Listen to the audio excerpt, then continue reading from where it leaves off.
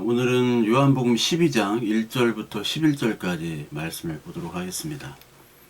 예전에 한번 TV에서 보니까 어떤 사람이 그 장례식장에 갔는데 그 장례식장에 이제 쭉 절을 하려고 서 있는데 그 앞에 있는 사람이 절을 할 때 그 양말에 그 캐릭터 그 양말이었대요. 그 양말에 메롱이라는 그런 글자가 써 있어가지고 그 뒤에서 절을 하려고 기다리는 그런 사람들이 뭐 웃지도 못하고 입을 틀어막고 막 웃음을 참았다는 그런 내용이 있었습니다. 그러니까 장례식장에 검은 뭐 양복, 타이 이런 거는 뭐 갖췄지만 그 양말은 미처 생각을 못했던 것 같아요. 장례식장 가가지고는 슬픔을 나눠야 되고 그리고 잔치집 가서는 기쁨을 나눠야 되는데 잔치집에 가지고 웃고 또 그 장례식장 가서 웃고 하면은 이게 뒤바뀌어지잖아요. 큰 실례 아닙니까? 그러니까 잔치집에서는 웃어야 되고 장례식장에서는 울어야 되는데 같이 슬픔을 나눠야 되는데 이게 뒤바뀌면은 엄청난 실례가 되는 거죠. 오늘 이 마리아도 마찬가지입니다. 마리아가 지금 오빠가 죽었다가 살아나서 부활로 말미암아 잔치를 하고 있는데 지금 갑자기 나타나가지고 그 비싼 향유를 갖다가 예수님 발에 붓고 그리고 머리털로 예수님 발을 씻는 그런 퍼포먼스를 하는 게 슬픔의 퍼포먼스거든요. 이 잔치집에 어떻게 보면 죄를 뿌리는 게 돼버려요. 그러니까 어떻게 보면은 이 정신 나간 짓을 하는 거죠. 그래서 오늘 마리아는 왜 이런 향유를 예수 그리스도를 위해서 부었고 발을 그를 씻었는가? 그것을 우리는 살펴봐야 됩니다. 오늘 요한복음 12장 이 장은 모든 그 복음서에 다 기록이 되었어요. 특히 누가복음에도 나오고 마태, 마가 그리고 요한복음에 나옵니다. 많은 사람들은 마태, 마가에 나오는 것과 요한복음이 한 사건이라고 보는 경우도 많고요. 그리고 누가복음에 나오는 건 다른 사건이다. 아니다. 이 네 가지가 다 똑같이 한 마리아의 사건이다. 이렇게 하는 사람들도 있습니다. 근데 오늘 한번 보면요. 여러분들이 이제 성경을 보면서 보셔야 돼요. 누가복음 7장을 한번 보면요. 누가복음 7장 36절에 나오고 마태복음 26장, 마가복음 14장에 나오고 오늘 요한복음 12장에 나옵니다. 그 누가복음 7장에 나오는 것은 그 바리새인 시몬의 집이라고 그 명시가 되어 있어요. 바리새인 시몬의 집. 오늘 요한복음 12장은 그 나사로 있는 곳이라고 그냥 나오죠. 나사로 있는 곳. 그래서 나사로의 집일 것이다. 마리아와 마리다의 집일 것이다. 이렇게 추측을 하는데 마태복음 26장하고 마가복음 14장에는 여기 베다니 문둥이 시몬이라고 나와요. 그 요한복음 12장에는 베다니에 있는 그 나사로가 있는 곳이라고 나오고 마태와 마가는 베다니 문둥이 시몬. 그 문둥이 시몬의 집에서 이런 잔치를 벌였다라는 거죠. 그리고 누가복음에는 시몬이긴 시몬인데 여긴 바리새인 시몬이라고 나와요. 그 누가복음 7장에 보면은 그 죄인 한 여인 어떤 이름을 나타내진 않습니다. 그리고 마태와 마가에는 또 한 여인이라고 그냥 나와요. 근데 요한복음에만 마리아라고 나오죠. 나사로의 동생. 누가복음 7장에는 또 발에다가 붙습니다. 근데 그 마태복음과 마가복음은 머리에다가 둬요. 이 한 여인이 머리에다가 이 향유를 붓는다라고 나옵니다. 근데 오늘 이 요한복음에는 발에다가 붓는데 자기의 머리털로 그 발을 씻는다고 얘기하죠. 이게 다 다릅니다. 특히 마태와 그 마가복음에 나올 때, 특히 마가복음에서는 그 6월절 이틀 전으로 표시가 됩니다. 6월절. 그러니까 이틀 후에는 6월절이더라. 이런 얘기가 나오면서 시작이 돼요. 그런데 오늘 요한복음 12장에는 6월절 엿새 전이라고 표시가 돼요. 이게 다 다르지 않느냐. 이게 사건을 어떻게 한 사건으로 연결해야 되냐? 아니면 각 공관복음 그리고 요한복음마다 다 다른 사건이냐? 어떤 사람이 이게 끼워 맞추죠. 베다니 나병 환자 시몬이 누구냐? 바로 이 사람이 바로 마리아와 마르다 나사로의 아버지일 것이다 라고 생각하는 사람들도 있고, 아니 그렇다면 그렇다고 치자. 그러면 왜 여기는 6월절 엿새라고 나오고 저쪽 마가복음이나 마태복음에는 날짜가 안 나오지만 마가복음에는 이틀 후에 6월절이라고 나와요. 전혀 날짜가 다르거든요. 그때 그 마가복음에 보면은 6월절 이틀 전이라고 나오는데 그 이틀 전에 얘기하면서 바로 이 바리새인과 서기관들 이 사람들이 예수 그리스도를 죽일 공모를 짰다 하면서 바로 또 이 나사로 이 잔치 사건으로 이어지거든요. 그래서 독립적으로 이 시간 배열이 아니라 6월절 이틀 후면 6월절이더라. 이거를 그냥 앞에다 넣고 그 6월절 이틀 전에 그 사람들 유대인들이 예수 그리스도를 죽이려고 하는 작당을 했다라는 것을 독립적인 사건을 둔 다음에 6월절 엿새 전에는 이런 일들이 벌어졌을 것이다 라고 예수 그리스도가 부활을 해서 나사로를 살리신 그런 잔치가 이루어졌을 것이다 라고 독립적으로 보면은 또 맞아 들어간다라고 하는 분들도 있어요. 그러니까 여러분들이 그 설교를 듣지 마시고 이 본문들을 직접 찾아보셔야 됩니다. 그냥 목사한테 그냥 설교를 하면 그 목사 입만 보고 목사에 대한 관점, 목사 해석만 듣고 자기가처럼 얘기하지 마시고 그 성경 본문을 통해서 하나님께서 여러분들에게 무엇을 전달해 주시는가를 여러분들이 직접 보셔야 돼요. 그리고 그 말씀을 들으셔야 됩니다. 하나님이 주시는 그것들을 해야 돼요. 그 목사가 주는 말을 그대로 받아들이지 마시고 하나님이 여러분들과의 1대1 관계입니다. 그러니까 이것들을 다 합친다 하더라도 이게 사건이 어떻게 좀 뒤죽박죽 되어 있어요. 그래서 많은 사람들은 봐라, 성경은 다 짜깁기 문서기 때문에 여기저기 다 오류가 많기 때문에 이것이 성경의 유기적인 영감에 반하는 그런 증거다. 말도 안 된다. 성경이 하나님의 말씀이 아니다라는 증거다라고 여기 많이 사람들이 얘기를 합니다. 신학교 때부터 이게 가장 과연 무슨 사건이냐 이게 과연 누구누구가 있느냐 몇 명의 여자가 지금 향유 옥합을 깼느냐 그거 가지고 많이 뭐 얘기도 하고 그랬어요 옛날에. 근데 하나님이 말씀하시는 이 계시의 모든 내용들 있죠. 그러니까 관찰자가 있고 또 필사 기록을 하고 그 필사 기록이 필사본이 연결돼 가지고 정경을 만들 때 이 성경이 그 정경이 모아져서 된 거 아닙니까? 거기에 따른 오류는 분명히 있습니다, 여러분. 필사가 잘못됐거나 수십 가지가 있어요. 신약보다 구약이 더 많습니다. 구약에 뭐 몇 천이 몇 만이 되고 어떤 데는 열왕기에는 뭐 몇 천이고 그리고 역대기에는 몇 만이고 막 그런 것도 뒤죽박죽 섞여 있어요. 그런데 구원에 있어서 우리가 생명을 얻는 데 있어서 이런 오류가 과연 문제가 되느냐? 문제가 없다고 저는 생각을 해요.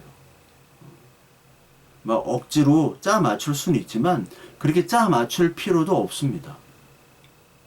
구원에 있어서 우리가 충분히 그 구원 하나님의 말씀과 뜻을 우리가 다 알아들을 수 있다.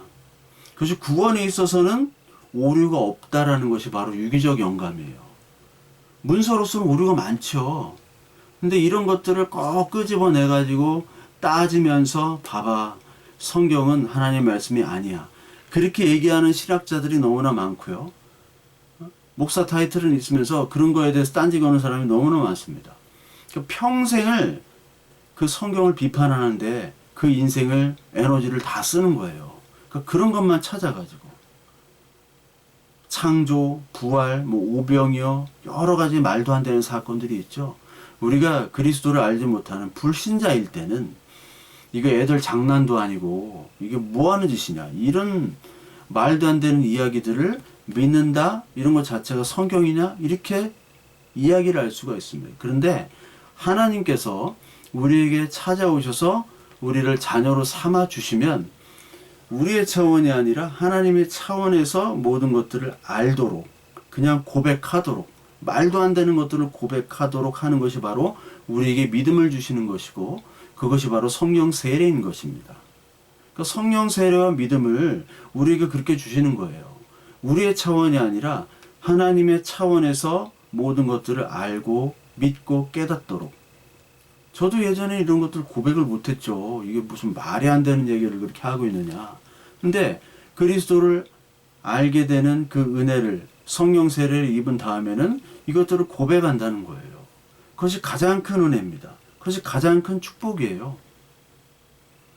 그러니까 인간들은요, 이런 하나님이 주시는 믿음을 굉장히 천시합니다. 여러분, 굉장히 천시하고요. 이것에 대한 가치를 그다지 알질 못해요, 사람들이.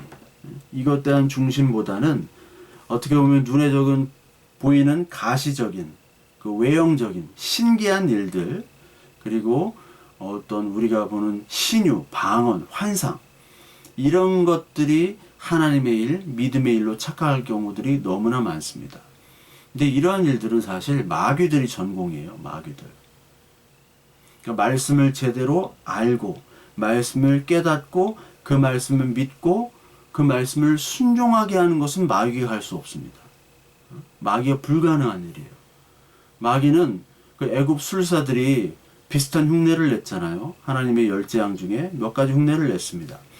그런 것처럼 신기한 일들을 흉내를 낼 수 있지만 하나님의 이 말씀들이 진리요, 길이요, 생명이다.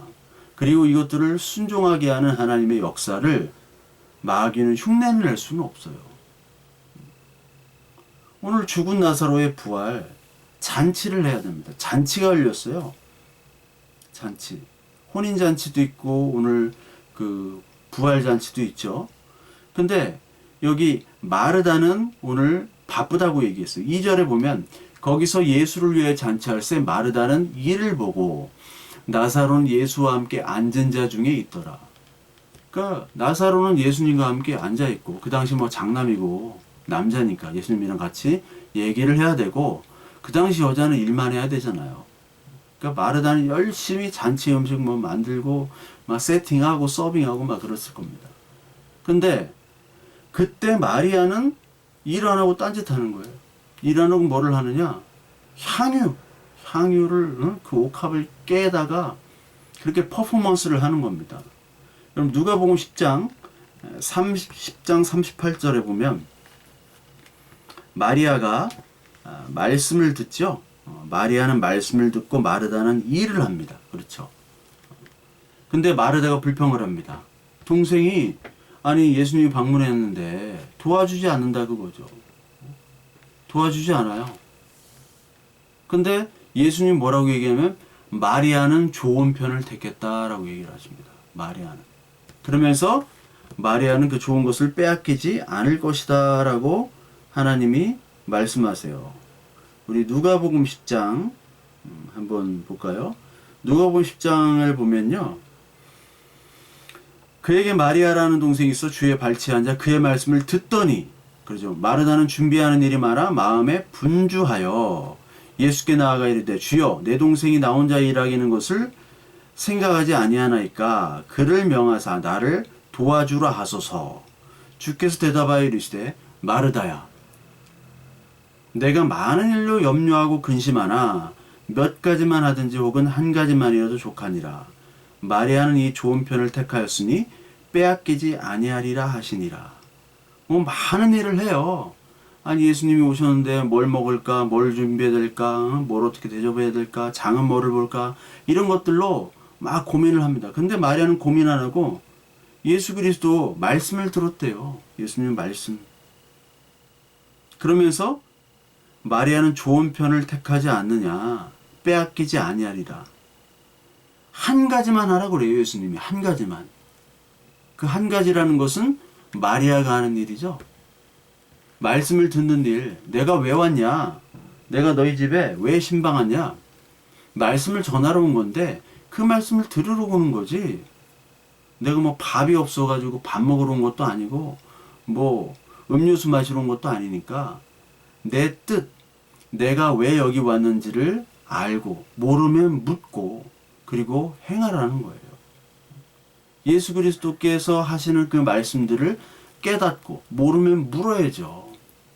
깨닫는 것도 없고 묻지도 않고 자기 마음대로 하는 거예요. 자기 마음대로. 제가 요즘에 뭐 유튜브에 제 유튜브 그 영상이 광고가 자꾸 떠요. 광고가 뜰 수 있는 조건이 안 되거든요. 저는 조회수도 없고 그리고 구독자도 별로 없어요. 근데 광고가 계속 나와요. 유튜브 지들이 마음대로 그냥 광고를 내는 거예요. 나한테 묻지도 않고. 그렇다고 뭐 광고를 주는 것도 아닙니다. 광고를 받으려면요, 뭐 수십만 원 돼야 돼요. 예. 어느 정도의 광고를 받으려면. 그냥 묻지도 않고 막 광고를 내더라고요. 하여튼 유튜브 같이 그렇게 묻지도 않고 마음대로 하면요, 이런 마르가 같은 사람이 되는 겁니다. 일하러, 일만 하는 거예요. 마귀들은 바로 일만 하게 시킵니다. 일만.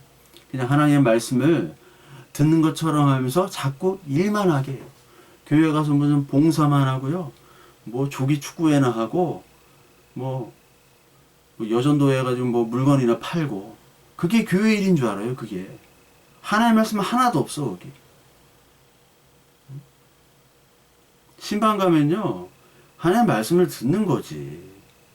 거기서 하나님의 말씀을 읽고 듣고 찬송하고 그런 건데 뭐 대접하기 바빠. 목사 막 대접받으느라 바빠요. 물이나 주면 돼요. 목마르니까 물이나 주면 되는데 막 대접을 해야 돼. 이 집 가서 여기 먹어야 돼. 저 집 가서는 저거 먹어야 돼. 응? 그거 왜 하는 거예요 도대체? 또 어떤 목사는 그 신방 헌금을 또 요구하잖아요. 이건요 하나님의 이름을 빙자한 사기입니다. 사기. 아주 심각한 사기예요. 이 사람들은 하나님의 자녀라고 볼 수가 없습니다. 구원받은 자녀의 모습이 아니죠. 구원받은 목사가 아니죠. 하나님은 좋은 편을 택하라는 거예요. 그리스도의 말씀, 생명을 택하라는 거예요. 쓸데없이 뭐 대접하지 말고 쓸데없이 바쁘지 말라는 거예요. 쓸데없이. 그거 다 소용없는 겁니다. 다 소용없는 애들을 열심히 하라고 가르치고 그리고 그대로 행하고 아멘하고 지금까지 그래 왔다라는 거예요. 이 교회가. 어떤 교회는 이런 본문의 설교를 가지고 마리아도 필요하고 마르다도 필요합니다. 봉사하는 사람도 필요하고 말씀 듣는 사람도 필요하고 이렇게 설교를 하는 인간들도 있어요. 예수님은 그걸 얘기하는 게 아니에요.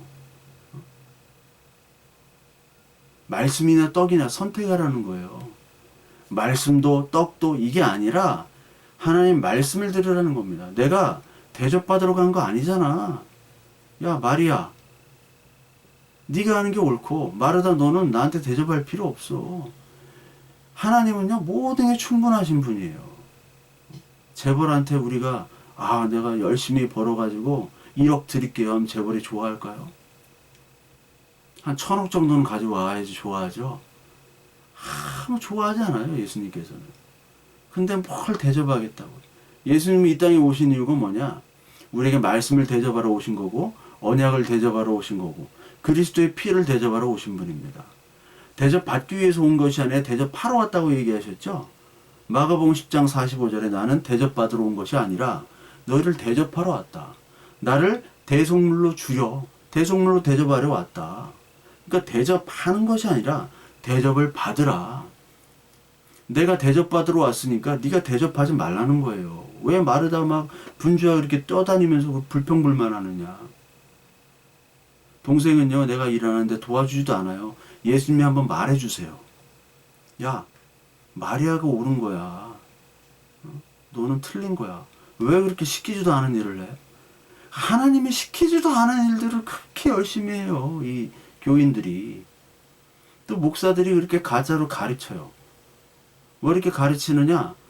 목사들이 모르니까. 소경이 소경을 인도하는 거 아닙니까? 시키지도 않은 짓 하는 게 좋지 않아요. 시키지도 않은 짓. 미리 하나님의 마음을 알고 그 하나님이 어떤 것을 원하는지 알고 하면은 시키지도 않은 짓을 하면 칭찬받죠. 근데 시키지도 않은 짓을 하는 거예요. 오늘 이 마리아는 시키지도 않은 짓을 하지만 하나님의 마음을 알고 하나님이 그 속 깊은 일까지 미리 보고 하는 일을 하는 거예요. 시키지도 않은 짓을. 그것은 칭찬받는 일이지만 하나님 원치 않는 일을 하는 것, 이거 정말 악한 거예요. 이게 악한 거예요. 이게. 내가 대접받는 것, 내가 언약으로 성취하는 것, 이것들을 그대로 받아. 말씀하는 자리, 그리고 그리스도의 희생하는 자리, 그 자리에 그대로 있어. 딴짓 하지 마. 그거거든요. 하나님의 뜻, 말씀하는 자리, 그 대접하는 자리를 떠나지 마라. 그것이 하나님이 기뻐하시는 거고, 그것이 하나님이 원하시는 거예요. 그 기뻐하시는 뜻을 하는 겁니다. 로마서 12장 2절에 나오죠. 하나님이 선하시고 기뻐하시고 온전하신 뜻, 그 뜻을 분별하라는 것이죠. 무엇인지. 이 세대를 본받지 말고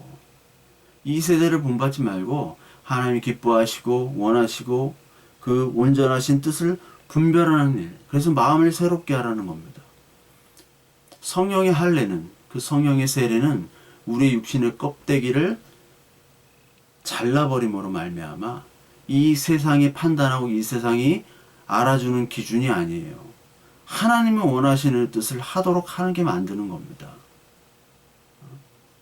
많은 사람들이 지금 나사로가 다시 죽었다가 부활한 그 부활의 기쁨에만 지금 빠져 있어요. 근데 마리아만 유일하게 지금 예수 그리스도께서 우리를 위해서 죽었다가 부활하실 것, 그리고 앞으로 우리를 위해서 죽으시는 그 유월절, 며칠 후에 유월절 제물로 예수님이 바쳐지는구나. 그것을 위해 준비하는 일을 마리아만이 하고 있어요. 마리아만이 깨어있는 자예요. 마리아만이 분별할 수 있는 자였습니다. 근데 사람들은 의아해하죠. 마르다 외에 다 다른 사람들은 잔치로 준비하고 그 잔치 때문에 기뻐하는 거예요. 부활 자체. 그 부활을 주신 예수 그리스도를 기뻐하고 그 예수 그리스도의 죽음을 슬퍼하고 그러질 않아요. 잔치에만. 그래서 그 대표적인 인물이 그 가룟 유다가 아니 이 향유 이 아까운 거를 300데나리온에 팔아 가난한 자들에게 주지 아니하였느냐. 이 향유가 300데나리온입니다. 한 데나리온이 하루 일당이라고 그랬죠. 300데나리온. 그럼 1년 월급이에요. 1년 연봉을 갖다가 다 아깝게. 정말 아깝죠? 그냥 발에다 뿌려버려요. 너무 아깝죠? 근데 그거를 구제하면 얼마나 좋은 일일 텐데. 아니 왜 이렇게 쓸데없는 일을 하느냐. 그러니까 하나님의 말씀을 알지 못하는 사람들은 복음보다 인간의 선행, 구제 이런 것들을 앞세웁니다. 아, 선행을 해가지고 열심히 하면 사람들이 인정을 해주고, 우리 교회도 구제하고 선행하고 하면 이 사회에 인정받지 않느냐. 그럼 사람들이 많이 올려오지 않느냐. 이렇게 얘기를 하는 거죠. 많은 정치인들, 사업가들 다 구제 선행들 많이 합니다만 그것을 통해서 또 다시 돈을 벌고요. 그것을 통해서 명예를 얻어요. 그냥 주는 게 아닙니다. 어떤 사람은 그런 선행 구제한다고 후원금 받아가지고 다 횡령하죠. 갈취를 하죠. 그런 사람 많잖아요. 국회의원도 있고 시민단체도 많고 NGO들도 많고 교회에서도 하나님께서 이 헌금을 기뻐하신다고 하면서 막 헌금 가지고 구제한다고 사회헌금 한다고 하면서 막 건물 짓고 구제도 하고 사회헌금도 하죠. 근데 그것을 또 누가 생색을 내느냐? 담임 목사가 교인들이 벌어온 돈 가지고 그 헌금 가지고 담임 목사가 생색을 내요. 자기가 생색을 내면서 자기가 선한 일을 하는 목사라고 홍보를 하고 다닙니다. 그게 다 잘못된 일입니다. 구제, 선행, 진짜 선행은 뭐냐면 예수 그리스도 안에서의 일이지 예수 그리스도 밖에서의 일은 선행이 아니에요. 절대 선행이 아닙니다. 가롯 유다에게 예수님이 뭐라고 얘기하시느냐? 이렇게 말하면 가난한 자들을 생각함이 아니요 저는 도적이라 돈괴를 맞고 거기 넣는 것을 훔쳐가매로라. 도적이죠. 요한복음 10장에 나보다 먼저 온 것이 바로 강도요 도적이라고 얘기하셨어요. 나보다 먼저 온 사람, 나보다 먼저 온 것, 그게 율법이죠. 그게 인간의 선행입니다. 인간의 모습이고 인간의 개혁, 인간의 선행, 인간의 노력, 이것들로 모든 것을 할 수 있다. 불가능이란 없다. 이것이 바로 도적이요, 이것이 강도라고 그랬어요. 그러니까 인간의 어떤 선행, 인간의 것들, 그걸 가지고 하나님의 일을 평가를 합니다. 하나님의 일은 선행, 구제 이런 것들을 평가할 수 없어요. 마리아만이 자기가 가지고 있는 그 자기의 모든 재산이라고 할 수 있는 그 향유를 깨서 이 나의 모든 것, 나를 부인할 수 있는 내 재산, 내 생명과 같은 이 모든 것을 다 깨서 예수 그리스도께 바치는, 예수 그리스도의 장사함과 부활과 그리고 예수 그리스도의 언약으로 우리가 구원받는 그 예수 그리스도의 희생을 기리기 위한 유일한 인물이 바로 마리아였습니다. 딴 사람들 지금 다 자고 있어요. 왜 이걸 하나도 모르고 예수님이 왜 오셨는지 아무도 모릅니다. 그냥 잔치에 빠져 있는 거예요. 누가복음 7장 31절부터 35절까지 이 세대의 사람에 대해서 비유를 합니다. 이 세대의 사람이 어떤 사람들, 지금 모습을 얘기합니다. 이 세대의 사람은 무엇으로 비유할까? 무엇과 같은가? 비유하건대 아이들이 장터에 앉아 서로 불러 이르되 우리가 너희를 향하여 피리를 불어도 너희가 춤추지 않고 우리가 곡하여도 너희가 울지 아니하였다 함과 같도다. 세례 요한이 와서 떡도 먹지 아니하며 포도주도 마시지 아니하매 너희 말이 귀신이 들렸다 하더니 인자는 와서 먹고 마시매 너희 말이 보라 먹기는 탐하고 포도주를 즐기는 사람이요 세리와 죄인의 친구로다 하니 지혜는 자기의 모든 자녀로 인하여 옳다함을 얻느니라. 이 말을 해요. 피리를 불어도 춤추지 않아요. 고글에도 울지가 않아요. 그러니까 아까와 똑같죠? 장례식장에 가지고 메롱 양말 신고 가는 겁니다. 그거 신으면 안 되죠. 그 잔치집에 가가지고 곡하는 사람이에요. 이 사람들 지금 이 세대가 거꾸로 간다는 거예요. 예수님이 왔음에도 불구하고 예수님에 대한 것을 모릅니다. 아무것도 몰라요. 그리고 세례 요한에 대해서 귀신이 들렸다라고 얘기하고 예수님에 대해서는 먹기를 탐하고 포도주를 즐기는 사람이다. 거꾸로 얘기해요. 거꾸로. 예수님을 알지 못하죠. 진짜 가치 있는 것 깨닫지 못하는 겁니다. 가짜를 진짜로 여기고 진짜를 가짜로 여기는 이 세대의 모습들을 얘기하는 겁니다. 마찬가지예요. 지금도 가짜가 진짜가 되고 진짜가 가짜가 됩니다. 가짜들 너무 많이 모여 있어요. 다 지들이 진짜인 줄 압니다. 다 가짜입니다, 여러분. 진리는요, 이 복음은요, 이 세대 통틀어서 언제든지 다수가 없었어요. 다 소수였어요, 소수. 다수가 절대로 없었어요. 예수님이 돌아가실 때도 믿은 사람이 한 명도 없었고, 예수님이 죽은 다음에 사도시대 때도 예수님 믿는 사람이 거의 없었습니다. 다 소수 집단. 가난하고 못 살고 핍박받는 아주 낮은 천한 사람들, 그런 사람들이 믿었어요. 그런 사람들에게 주어졌습니다. 하나님의 자녀. 하나님의 자녀는 하나님의 자녀가 하나님의 일들을 판단할 수 있고 지혜의 근원 되신 하나님을 알 수가 있는 겁니다. 여기 35절 지혜는 자기의 모든 자녀로 인하여 옳다함을 얻느니라. 지혜가 뭡니까? 지혜가 바로 예수 그리스도잖아요. 잠언의 지혜가 뭐예요? 지혜. 잠언에 나오는 지혜. 그게 예수 그리스도죠.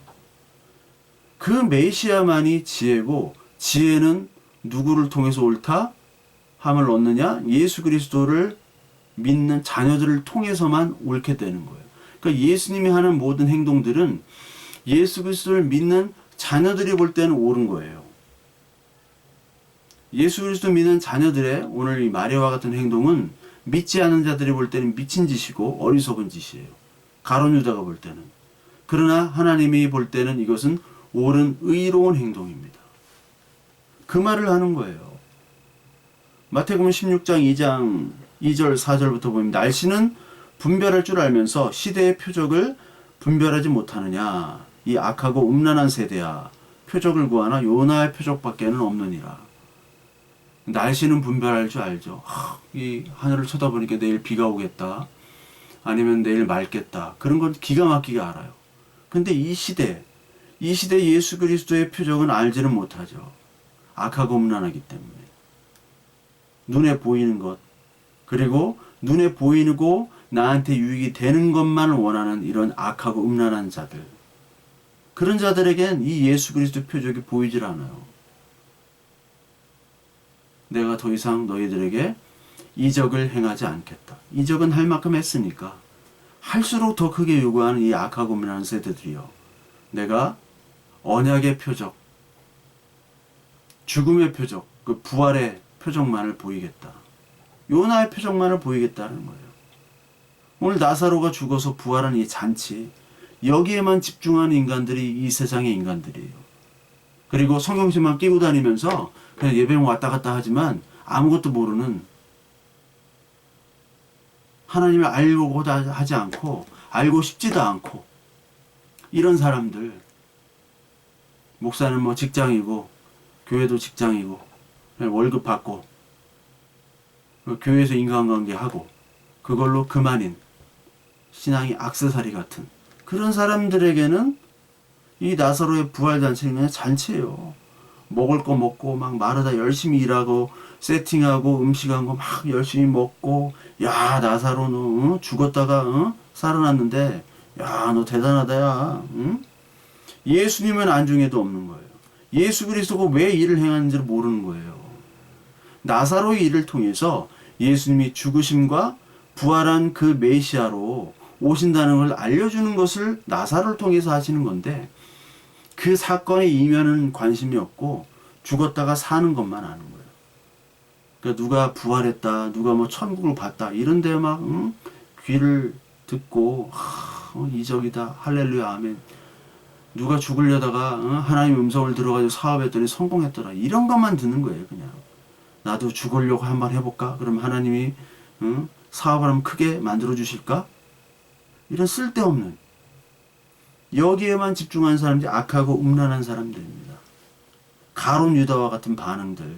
아유 저거 아까운 거 저걸 왜 하고 있어? 그리스도의 죽으심 다시 사심을 예수 그리스도, 나사로의 죽음과 다시 살아남을 예수 그리스도의 죽음과 다시 살아남으로 알고 깨닫고 그것을 찬양하는 자로 우리는 거듭나야 돼요. 그것이 바로 하나님의 자녀, 분별할 수 있는 자, 분별의 영이 있는 자예요. 그래서 하나님의 자녀에게만 이 지혜는 옳다고 인정이 되는 겁니다. 그리고 이 자녀들이 한 행동들은, 마리아와 같은 행동들은 하나님만 옳다고 인정하는 거예요. 세상은 다 잘못했다고, 다 어리석다고 얘기를 해요. 향유옥합, 눈물로 발을 적시고 입에 맞추고 향유를 붓고, 아니 그 비싼 거를 깨트려가지고 너 미쳤냐? 시집 갈 거 그 자금인데, 아마 여기 나오지도 않지만 나사로가 막 말렸을 거고 마르다가 막 말렸을 거예요. 지금 뭐 하는 짓이냐 지금. 그 귀한 거를 너 지금 뭐 하는 거야. 근데 예수님한테 했으니까 예수님이 살려주셨는데 뭐라고는 못하고 말은 못하고, 아마 그런 그 보이지 않는 그런 장면이 있었을 겁니다. 그러니까 우리는요 여러분, 그 하나님 예수 그리스도의 일을 분별하는 자녀, 그것이 가장 큰 축복이고 그 분별의 영이 우리에게 떨어지는 것, 이것이 굉장히 큰 이적이요 하나님의 일입니다. 고린도전서 2장 14절을 보면 영적인 분별이 나오죠. 영적인 분별이 고린도 전서죠. 전서 2장 14절에 나옵니다. 육에 속한 사람은 하나님의 성령의 일들을 받지 아니하나니 이는 그것들이 그에게는 어리석게 보이며 또 그는 그것들을 알 수도 없나니 그러한 일은 영적으로 분별되기 때문이라. 육에 속한 사람들은 알지를 못해요. 영적인 일들을. 영에 속한 사람, 그리스도께 속한 사람들만 이 하나님의 일이 분별이 되는 겁니다. 그 예수 그리스도께서 십자가를 지시고 우리를 위해서 죽으심, 이것이 우리를 대접하는 일이라고 마가복음 10장 45절에 말씀을 했죠. 그 우리가 막 하나님 섬긴다고 막 미친년 널뛰듯이 막 이렇게 돌아다니는 게 미덕이 아니고 믿음이 아니에요. 교회에서는 자꾸 그렇게 열심히 하는 것을 미덕이고 믿음이 있다고 자꾸 가르쳤어요. 많이 헌금하고 봉사하고 예배하고 교회 커지고 그래야 가정이 회복되고 목사가 잘 되고 교회가 잘 돼야 니들도 잘 된다. 이단들이죠, 다. 이게 마귀짓들이에요, 마귀짓. 마리아가 하나님께 충찬받은 그 주의 뜻을 행하는 자지, 마르다는요, 하나님 기쁘게 하실 수가 없어요. 마르다가 있을 때, 마리아의 모습이 있을 때 마르다가 비로소 가치가 있는 것이지, 마르다가 없이는 마르다는 가치가 없는 겁니다. 영적인 분별, 하나님이 뭘 원하시느냐. 이 믿음을 받으라. 길길이 날뛰지 말고 믿음을 받으라. 제발. 막 돌아다니면서 하나님 일 한다고 하지 마라. 그게 하나님의 일이 아니라니까요. 여러분 막 전도지만 들고 막 고성방가를 지르면서 막 스피커 놓고 돌아다니면서 막 복음을 전한다고 하는 거, 여러분 대부분이 다 쓸데없는 짓입니다. 하나님의 복음을 전하는 게 아니라 쓸데없는 얘기 한다니까요. 제가 전에 한 2년 전인가 됐는데, 아니 뭐 그때는 이제 건물교회에 있었을 때 막 예수를 믿으라고 그렇게 해요. 그러면서 뭐 계란을 한 판씩 나눠주겠대. 그 예수를 믿으려고 하면 예수가 누군지, 우리가 어떤 존재인지, 죄는 뭐며 은혜는 뭐며 하나님이 이런 분이다라는 것을 기도하면서 소개해야 되는 거 아닙니까? 하나님의 말씀을 전해야죠. 그때 하나님 성령 하나님께서 임하시고 같이 일을 하시는데, 예수 믿으십시오, 예수 믿어요 하면서 계란을 나눠드리겠습니다, 주의 이름으로. 그러니까 다 계란만 받고 흩어지잖아요. 많은 사람들 올 때는 수고한다, 하나님의 일을 충실히 한다, 또 해외 나가가지고 또 그런 짓 똑같이 해요. 선교사라고. 다 선교사 그렇게 욕하는 거 아닙니다, 제가. 그런데 하나님의 일이 무엇인지를 모르고 마르다의 짓만 열심히 하는 거예요. 하나님이 그거 원하지 않는다니까요. 그게 하나님의 일이 아니에요. 빨리 그만두세요. 안 하고 그냥 쉬세요. 쉬어. 선교지에서 쉬시든 아니면 여기서 쉬시든 쉬시고, 너 먼저 남 가르치려고 하지 말고, 네가 예수 그리스도를 믿지 못하는 마르다인데 분주히 그렇게 길길이 뛰면서 열심히 하는 것 같지만 넌 아무것도 하는 게 아니라고 얘기를 하시는 거잖아요, 오늘. 하나님께서 알지 못한 일을 열심히 하지 말라. 잔치에 빠져가지고 음식 준비하지 말라 그거예요. 내 장사를 준비하고 내가 주는 그 언약의 대접을 받으라는 거예요. 말씀을 받으라는 거예요. 말씀을 들으라는 거. 오늘 가만히 앉아서 그 뭔 짓을 하고 있는 거예요 지금 다. 교회에서 뭔 짓을 하고 있습니까? 지금 목사부터 해가지고 다 그냥 마귀짓들을 하고 있는 거예요. 마귀짓들을. 그러면서 서로 칭찬하고, 그 바보들 아닙니까? 서로 칭찬하고 서로 잘했다고 그러고. 뭘 잘해요? 하나님 뜻과 전혀 관계가 없는데. 오늘 이 잔치에서 빠진 게 포도주예요, 포도주.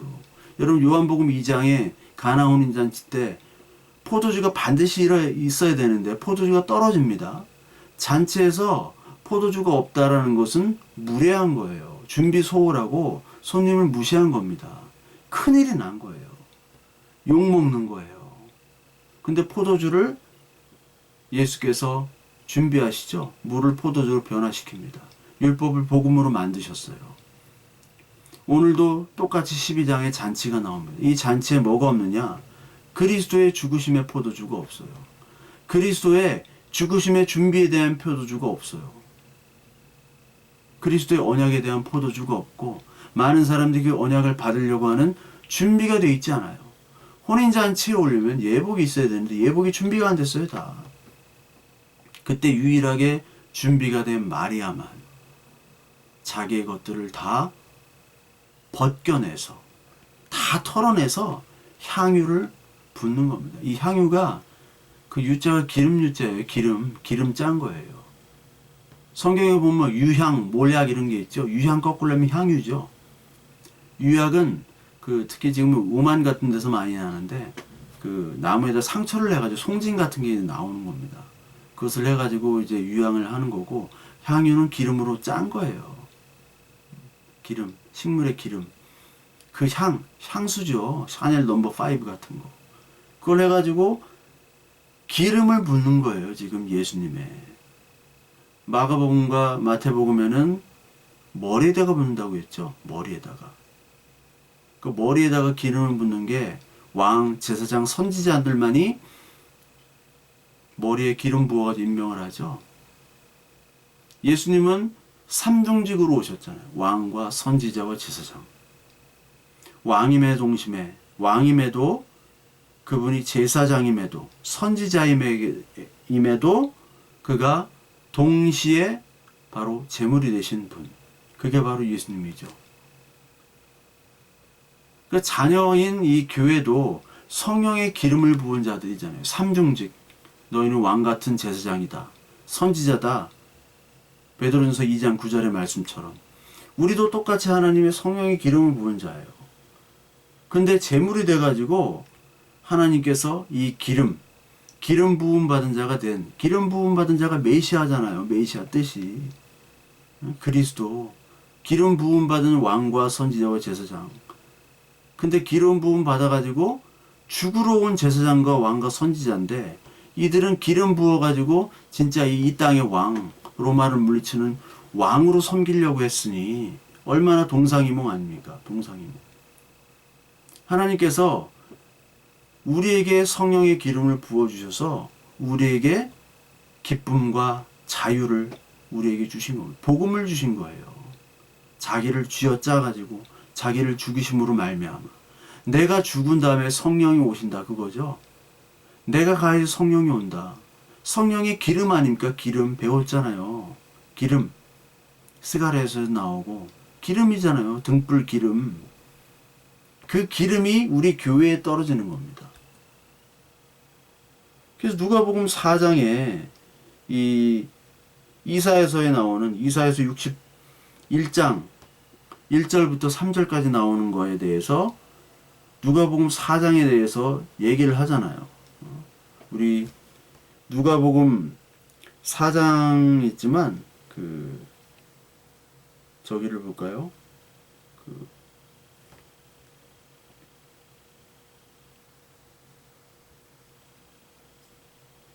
이사야서 본문으로 이사야서로 볼까요? 이사야서 61장. 이사야서 61장에 보면 1절부터 주 여호와의 영이 내게 내리셨으니 이는 여호와께서 내게 기름을 부으사 가난한 자에게 아름다운 소식을 전하게 하려 하심이라. 나를 보내사 마음이 상한 자를 고치며 포로된 자에게 자유를 갇힌 자에게 노임을 선포하며 여호와의 은혜의 해와 우리 하나님 보복의 날을 선포하여 모든 슬픈 자를 위로하되 무릇 시온에서 슬퍼하는 자에게 허간을 주어 그 죄를 대신하며 기쁨의 기름으로 그 슬픔을 대신하며 찬송의 옷으로 그 근심을 대신하시고 그들이 의의 나무 곧 여호와께서 심으신 그 영광을 나타낼 자라 일컬음을 받게 하려 하심이라. 그 기름을 부어가지고 가난한 자에게 아름다운 소식 복음을 전했고요. 그리고 마음이 상한 자를 고치시고 포로된 자에게 자유를 선포하셨죠.